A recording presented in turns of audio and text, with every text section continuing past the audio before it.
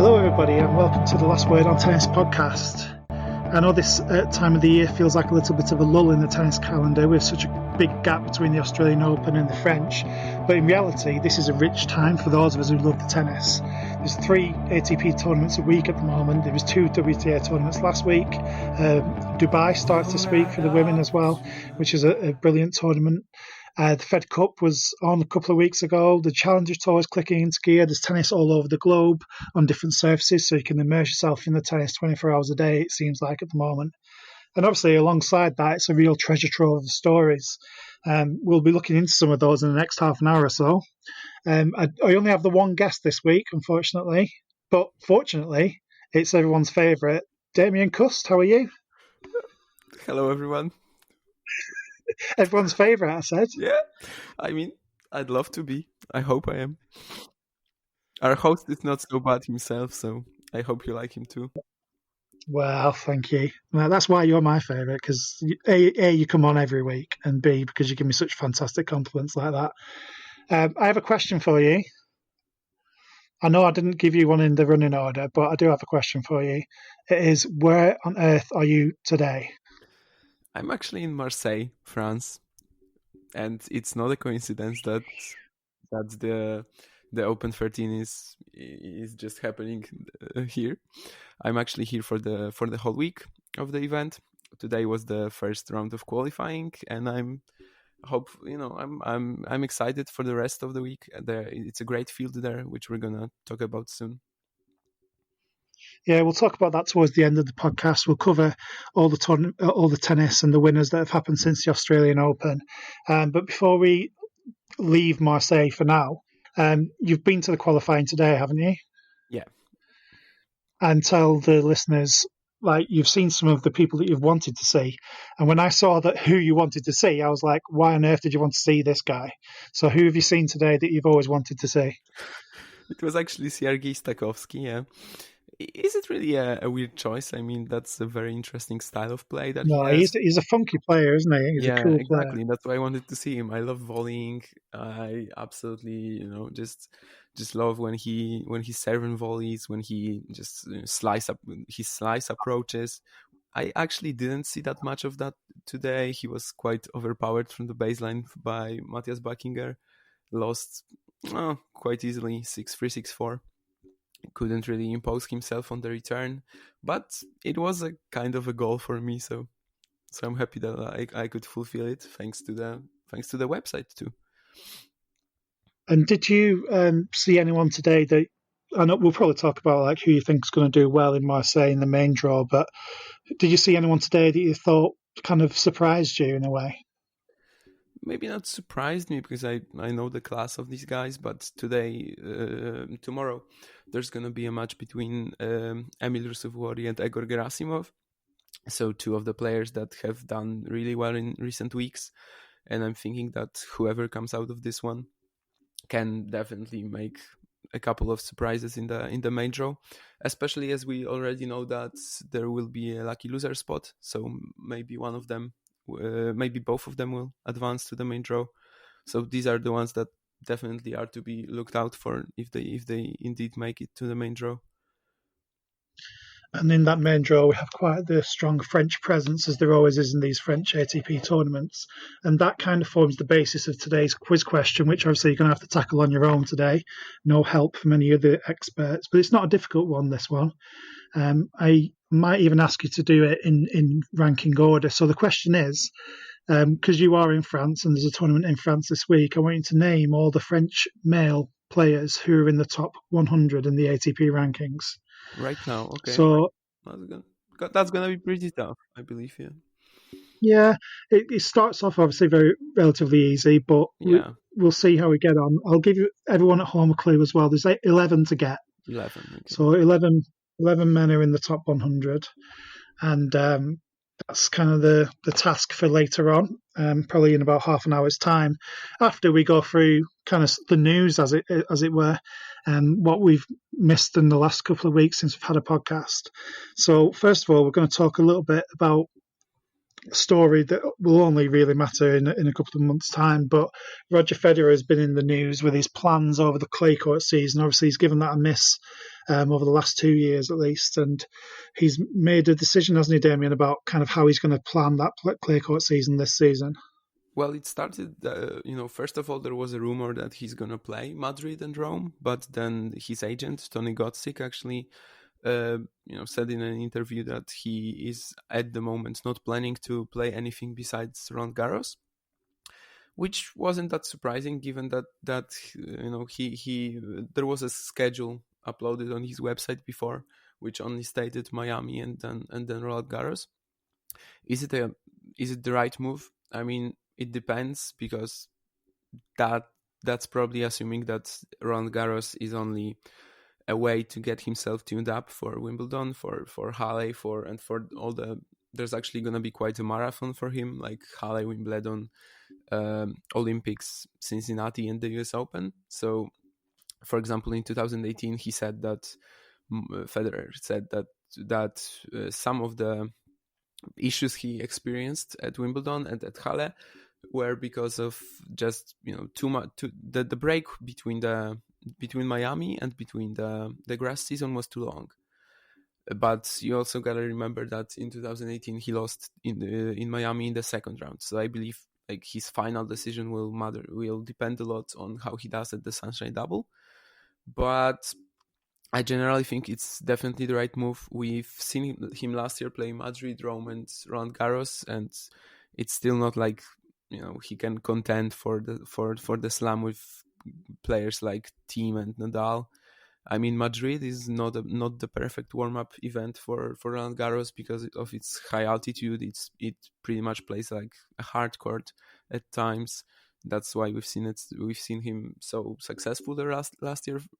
For example, Rome is a better option, so I'm sort of expecting him to play Rome if the Sunshine Double ends very early for him. But it's great that he wants to play in Paris. I mean, a lot of fans were delighted to see him after such a long break that he had. He didn't play there for 3 years. So I think it's definitely the right move, and just take Roland Garros as a way of tuning up his ground strokes, also preparing physically for the most important part of the season for him. So the Wimbledon, the Olympics, and US Open. So last question on this particular topic. A man as great as Roger Federer, who's won so many titles, I can't imagine him ever going into a tournament thinking that he can't win it. But do you actually think he does go into Roland Garros thinking he can't win it? Or do you think he thinks he can win it? I mean, Federer has shown that he has a lot of confidence issues over the years. I mean, by his interviews, we've heard him a lot of times saying that he doesn't really have a chance to win this event in the past couple of years. Does he really believe that? I think he's not really, optimistic about his chances against Thiem or Nadal, but against pretty much anyone else, he would have a decent chance, I think. So, So, just go there. It's worth entering the tournament then. Yeah, go there, hope the draw opens up. Yeah, exactly. The draw could open up and injuries could happen. You never know. So it is, obviously worthwhile him entering. Let's move on then. Let's talk about tennis that's been happening, and kind of one man on the ATP side has kind of taken the narrative and taken it his direction. It's a man who's been around for a very long time, but this is the first time he's won 2 tournaments in a year, I believe. Gael Monfils, he's gone back to back. Damian, I didn't see that coming, did you? Well, it's not that much of a surprise to me, given how well he's been playing since the beginning of the season.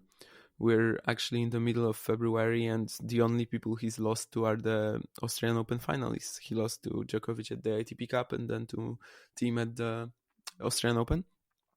It's certainly very surprising to me that this is the first time that he's won 2 titles in a year, because it really feels like he's been around for so long and always fighting for titles. He won his first title in 2005. Yeah, as a 18-year-old, 19-year-old, something like that. He has been like the crowd favorite for the longest time. So it also feels like everyone's talking about him. So it also feels like he's just been around for so many years. And actually that also happens because he shown so much potential from a very early age, right? I'm not sure if everyone remembers that, but he won 3 junior Grand Slams in 1 year, only losing one match at the US Open to Viktor Troicki. So that was the moment where he was named a future Grand Slam champion, also because of how long the Frenchmen are waiting for a Grand Slam title since 1983. So they really, just jumped at the opportunities that they saw in Gasquet, in Monfils. And he also had a couple of big runs at the French Open in the beginning of his career, but it never really happened. I believe it's mostly like maybe the health and the mentality that has been failing him throughout the years. Yeah, I was going to ask that because, obviously, we talk all of what you said there from that beginning of that time. He should have won a Grand Slam, but he's not even really come close. I can't think of a single Grand Slam where there's always the first week, and maybe you think this is going to be the time now, but. It was the US Open, wasn't it? Was it last year or the year before where he made it to the quarterfinals and lost to Berrettini? Last year, yeah. That was a pretty good chance, yeah. Yeah.